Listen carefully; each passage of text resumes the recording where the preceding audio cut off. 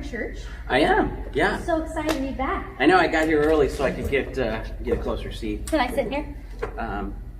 Yeah, we're supposed to sit in family pods. Oh, okay. We're family. We're family? Uh-huh. Okay.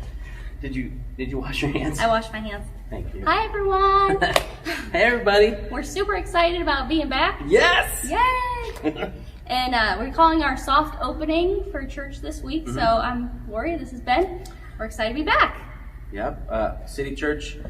We, like pretty much most all the churches across America, we have been closed for, I think, 11 weeks. 11 weeks. So for us, for me, I was a nursery baby, so yeah. I've never gone this long ever without church, but I definitely miss it. We're excited to be back. Yeah, we're very excited to be back. Yeah. So, hey, for our City Church family, just a couple things that we're doing here as we get back to church to keep you and your family safe and to keep folks comfortable with things the best we can. Some of the things we're doing is, of course, we've spaced out our chairs, and we're going to have spacing here between family pods. And then so as you come in as a family, whatever you're used to in your family living arrangement or your family dynamic, mm-hmm. whether it's one person or 10, however it may be, you can certainly sit together. The ushers will help you get in and get situated. We have some chairs set up that are already ready, and then we have a lot of chairs along the sides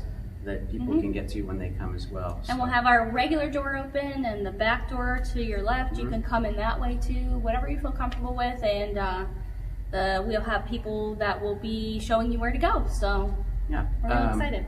There won't be. We usually hand out mints at City Church. Purell squirt. It'll be a mint Purell possibly. So peppermint flavored maybe. Flavored Purell probably not. not. So no mints. Ushers, we won't have any kids or nursery for these probably the first few weeks at least during this soft opening. But Lisa made up a bag for a kids activity, mm-hmm. A little bag that you can grab at the door if you want your kids to color a little bit while we're having church and stuff too. And we're just going to have a couple songs, announcements, and Dallas is going to do his message, so it'll be a shorter mm-hmm. message. Yeah, because actually it's a beautiful thing. The family gets to be together. And because of that, though, it's not always easy on the parents or grandparents to have the little ones with them for a long period of time. So we're going to do a shorter service during these soft opening weeks, and still just so excited mm-hmm. to be back together. Yeah. So hope to see you this Sunday at 11 o'clock at the Tadmore for City Church. But if you're not comfortable yet, and we totally understand that, so please come if you're comfortable. If you're mm-hmm. not, we totally understand. We will still have our messages uploaded from Dallas's message mm-hmm. on YouTube and our regular channels. So totally understand. If you are not comfortable coming, then please don't feel guilty about that, and watch us online still too. Yeah.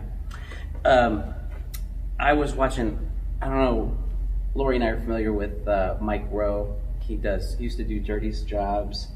And he's the kind of like the announcer for the show Deadliest Catch and does a lot of different things. He has a podcast, and I was listening to it, and he described this pandemic and this time. He kind of described it as mourning for a lot of people, just a time of mourning, because everybody, no matter who you are, you have given up or lost something during this time. True. And a quick.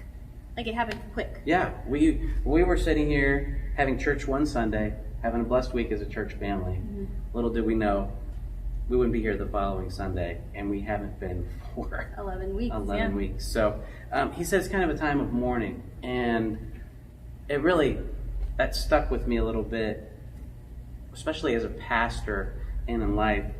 You see people during a time of mourning. We all deal with it so differently. There's no cookie cutter way to deal with mourning. There's no way you have to deal with it. It's different for everyone. It has been for me. It would be for you, and many of the people we know. So this dynamic is very different. And as Lorie said, we're not legalistic church. If you're not comfortable, don't feel guilty from this time. If you're comfortable, by all means, come back and corporately worship with us, be together as a church. If you're not there yet, please, we totally understand that, and we support you. And continue to watch online and support the church that way. And just walk with the Lord. That's far most important at this time. Hey, I did want to read just a couple verses from Ecclesiastes chapter 3.